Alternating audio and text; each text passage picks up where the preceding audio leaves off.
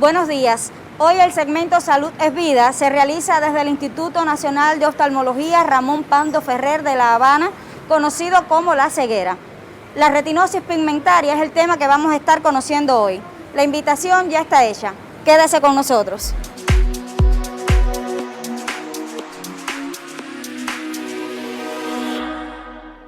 Nos acompaña el especialista en vitroretina, doctor Yuri Fernández Gómez. Doctor, quisiéramos comenzar conociendo qué es la retinosis pigmentaria. Bueno, realmente la retinosis pigmentaria no es una sola enfermedad, sino cuando hablamos del término de retinosis pigmentaria se refiere a un conjunto de enfermedades oculares crónicas que tienen un origen genético y tienen una característica que van hacia la degeneración de la retina. ¿Qué pasa? Que lo más importante aquí es que hay un daño en los fotorreceptores, que serían los conos y los bastones, que son células especializadas de la retina, que hacen que el estímulo que procede del exterior llegue con buena nitidez a formar la imagen visual hacia el cerebro. Ha mencionado un dato importante, que es que tiene un origen genético. ¿Puede heredarse de padre ahí, de los padres a los hijos? ¿Cómo funciona una familia? Bueno, realmente la retinosis pigmentaria es un conjunto de enfermedades que tienen este daño que hablamos en los fotorreceptores. Se encuentran muchos genes implicados en la patogenia de esta enfermedad. Por tanto, de ahí depende de que es una enfermedad muy difícil de tratar, porque tiene varios patrones donde, es decir, siempre hay un componente genético involucrado. Lo que pasa es que sigue varios patrones de herencia. Es decir, puede ser desde un patrón simple, donde esa mutación de ese gen sea de novo, es decir, esa persona no tenga antecedentes de tener una familia con retinosis pigmentaria y puede ser la primera. Y de ahí derivarse en que el resto de la familia luego pueda tener o no la enfermedad. Pero existen otros patrones que también se derivan de ella que pueden responder a otros tipos de herencia, porque es muy complejo. Puede ser desde una herencia autosómica dominante hasta una autosómica recesiva o incluso cursar con una enfermedad ligada al X. Es decir, son enfermedades, como es un grupo de enfermedades, pueden tener la característica de tener una enfermedad típica, donde responda normalmente a lo que vamos a mencionar más adelante en cuanto a la sintomatología, etcétera, y se presente de una manera típica y que solamente tenga un compromiso ocular. También puede ser atípica porque puede responder igual ocular, pero puede tener otras manifestaciones que no vayan en la misma regla, no se cumpla la misma regla para todas ellas.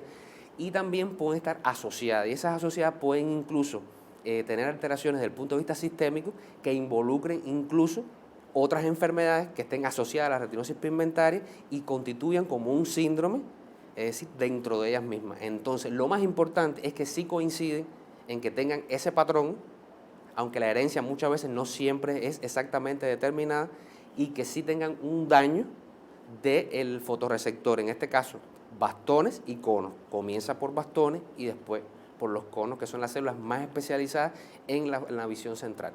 ¿Cuáles son los síntomas que va a comenzar a padecer el paciente para que se dé cuenta que sí está padeciendo de retinosis pigmentaria? Bueno, realmente la enfermedad como tal, en el subgrupo de la retinosis pigmentaria, podemos decir que el elemento clave es una disminución de la agudeza visual. Es la patología desde el punto de vista adulta más frecuente dentro de las distrofias o enfermedades genéticas de la población adulta cuando nos referimos al tema ocular.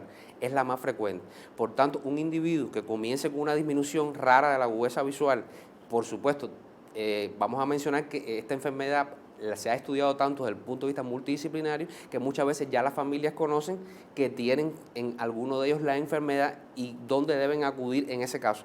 Pero si un paciente con una mutación primera por una herencia, por ejemplo, en este caso de un patrón simple, comienza con una disminución rara de la agudeza visual, comienza generalmente con la sensación de nictalopia, que se llama, que no es más que la falta de adaptación a la visión nocturna. Comienza el paciente a tropezar con los objetos, no se adapta, por ejemplo, a situaciones como es el cine, pues es un factor que hay que tener presente porque es un síntoma de aparición donde esos son los primeros que aparecen. Es decir, el que tú tengas una alteración para la visión nocturna con una disminución de la agudeza visual en una etapa de la vida, y que esto generalmente lo que hay que tener cuidado porque no es brusco, es decir, es lento y progresivo, y que esto luego se acompañe, quizás que es la segunda fase donde comienzan a afectarse primero los bastones, pero después comienza una reducción del campo visual donde primero se daña, es decir, el campo visual periférico, y se va reduciendo hacia el centro como si fuera una visión de tipo túnel, que el paciente muchas veces no se da cuenta porque va perdiendo lenta y progresivamente el campo temporal periférico.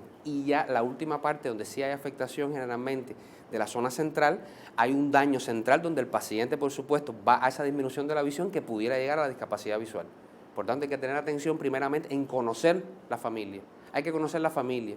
Hay que saber si hay algún miembro que haya quedado ciego de manera repentina. No siempre los pacientes llegan a la ceguera porque la enfermedad puede estabilizarse en un momento de la vida, pero siempre tiende a la progresión. Por eso es tan importante conocer por lo menos el patrón y saber, por ejemplo, tus antecedentes familiares. Es decir, si nos presentamos ante estos síntomas, es decir, en un paciente quizás joven, por ejemplo, porque tiene una presentación en una década específica de la vida, pero ante los 20 años pudiera haber algún caso excepcional, porque ya, por ejemplo, los que están unidos a síndrome, como es, por ejemplo, el síndrome de Usher, que tendría una retinosis pigmentaria, pero está unida quizás a la sordera, eso puede presentarse incluso antes de la década de la vida, y es un tipo de síndrome donde cursa la retinosis pigmentaria con una enfermedad sistémica. Y hay otros donde también puede estar unido quizás a obesidad, a polidactilia, es decir, a trastornos ya desde el punto de vista de malformaciones, retraso mental, no sé cuánto, y nos darían el traste de que tenga una retinosis pigmentaria unida a otro síndrome.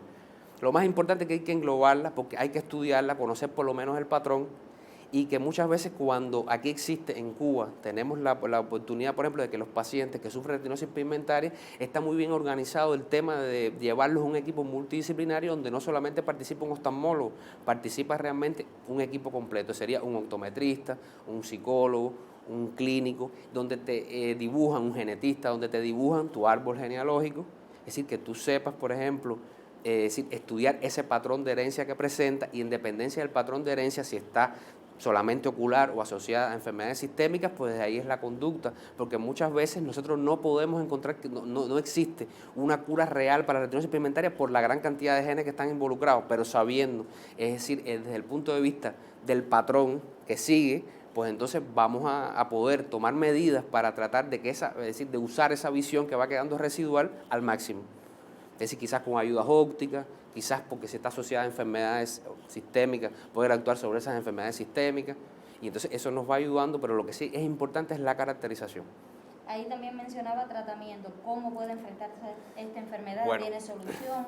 Bueno, la enfermedad, como decía, depende mucho del patrón que sigue, y como están involucradas múltiples enfermedades que siguen en la misma alteración del cono bastón, es decir, lo más importante, existen múltiples, se están haciendo muchos estudios en el tema sobre todo de lograr detener la enfermedad. La ciencia está en estos momentos en aras de ir, por ejemplo, a la solución de la visión desde el punto de vista con el ojo biónico, con el chip de retina, por ejemplo, pero lo que pasa es que sigue siendo una dificultad que respondan a varios patrones de herencia.